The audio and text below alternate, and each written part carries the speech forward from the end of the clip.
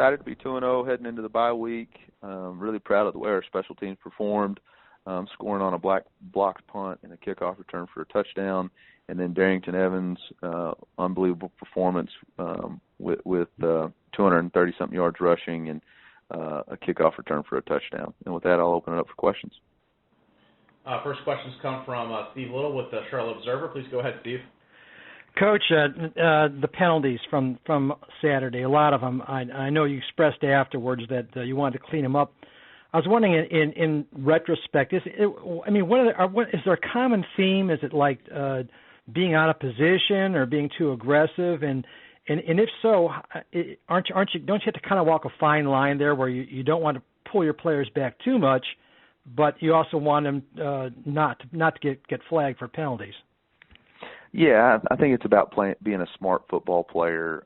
There's some penalties that happen during the course of the game. A guy gets his hand outside, and it gets called for holding, and we've got to learn to let that go. And early in the season, that's a little bit tougher because you've been practicing without officials during spring and fall camp. But the penalties that we were really disappointed in were the pre- and post-snap penalties. We had a delay game. We had a false start on offense. We had a roughing the passer penalty. We had a unsportsmanlike conduct penalty. So those penalties are self-inflicted. Those are things that can be corrected, and those are things that will be corrected. If I can follow up, if nobody else has questions, I'm curious. Okay, you've been a head coach now for all of 2 weeks, and you got a week off. What have you learned about your team in the 2 weeks, and are there any surprises so far from what you've seen?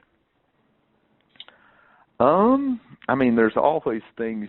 Every day I learn a little bit something new about this football team and a little bit something new about just our staff and all of us coming together. I think the biggest surprise for me is just how well we formed the chemistry and stay together and fight together.